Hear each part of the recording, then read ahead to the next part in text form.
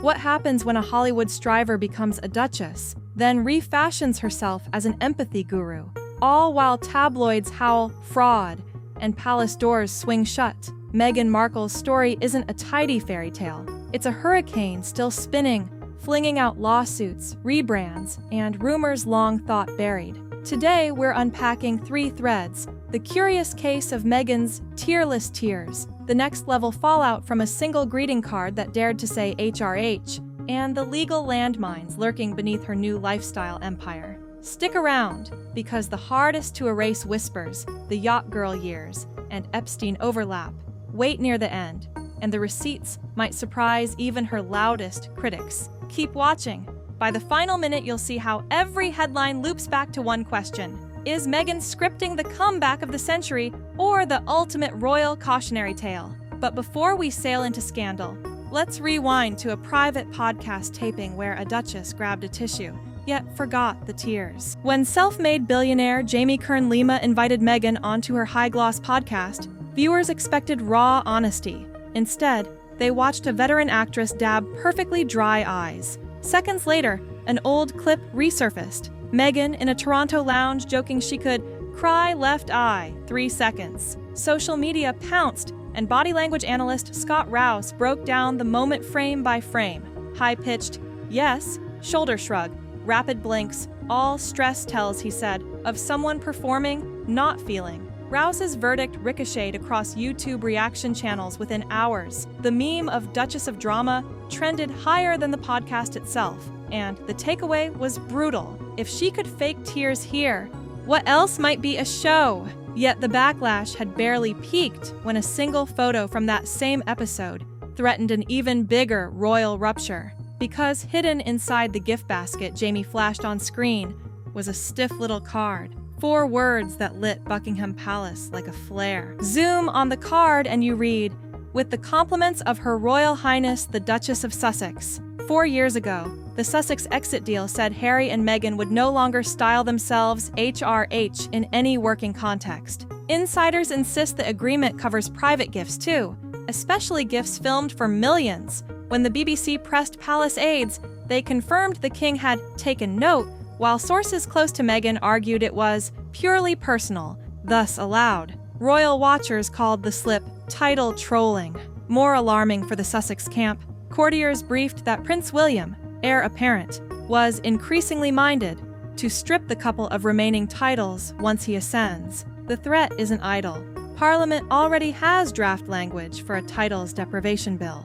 If enacted, Meghan could wake up a plain Mrs. Mountbatten Windsor. Titles may be paper, but lawsuits leave scars, and Meghan's next misstep could come with an 8-figure price tag. In her Netflix docuseries, Meghan spooned fragrant pink crystals into a marble bowl, calling it a soothing bath ritual. Maryland viewer Robin Patrick tried the mix: Himalayan salt, arnica, essential oils, and says she emerged with ulcers and chemical burns. Her lawyers gave Netflix and Archewell 30 days, settle for up to $10 million, or face court. Health law experts note arnica's warnings for diabetics mirror Patrick's condition. Negligence suits hinge on disclaimers Meghan never voiced. While her reps claim the woman misused the recipe, consumer protection groups smell blood. The bigger issue? Authenticity. If Markle's wellness advice harms fans, the Duchess may swap bath salts for saltier depositions. Under legal fire, Meghan attempted damage control.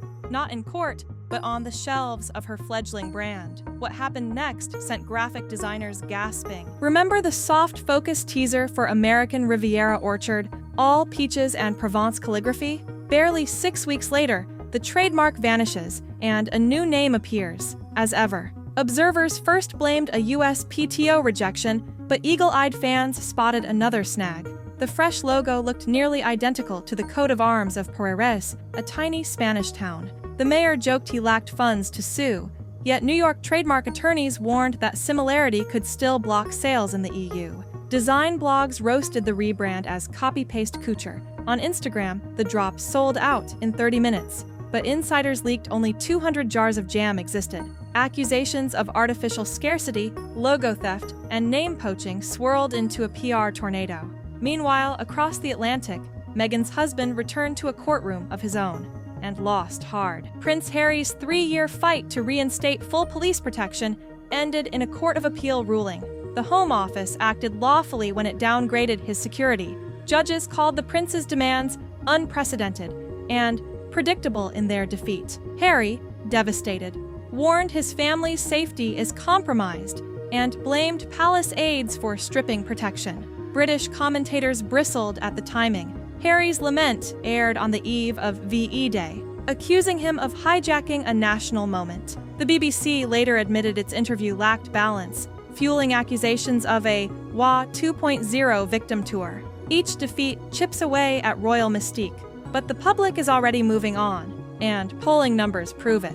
Because while Harry fights the state, voters quietly cast their own verdict on the Sussex brand, and the numbers aren't pretty. YouGov's February 2025 tracker shows only 10% of Britons over 65 view Meghan favorably. Even among 18 to 24s, she trails Harry by double digits. In the US, Meghan's adopted homeland, new polling for The Times places Prince William at 63% favorability, Harry mid-50s, and Meghan at 41%, below King Charles. Why the slide? Analysts credit drama fatigue.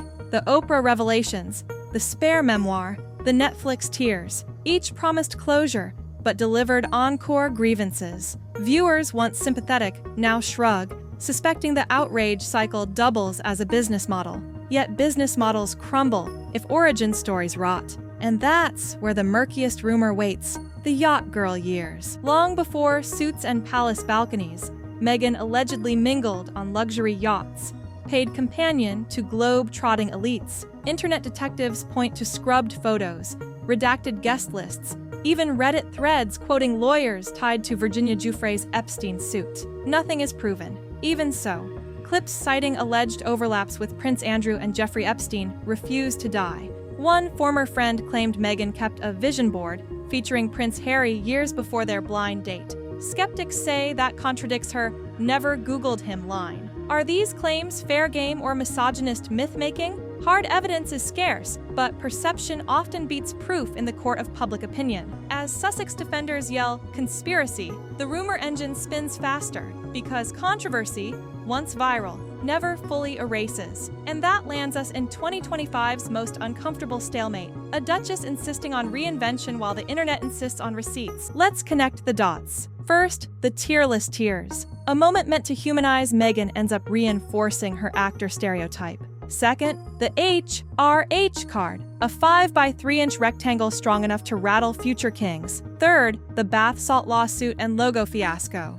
Cautionary tales of branding built on speed, not substance. Layer in Harry's courtroom defeat, and free-falling polls, and the Sussex narrative looks shaky. Yet consider the flip side. Few public figures survive daily tabloid shrapnel, global gossip blogs, and royal protocol snipers. Meghan has turned every scandal into content: books, docuseries, podcasts. That's either cynical brilliance or textbook narcissism, depending on your seat at the palace gates. So here's the final question for you.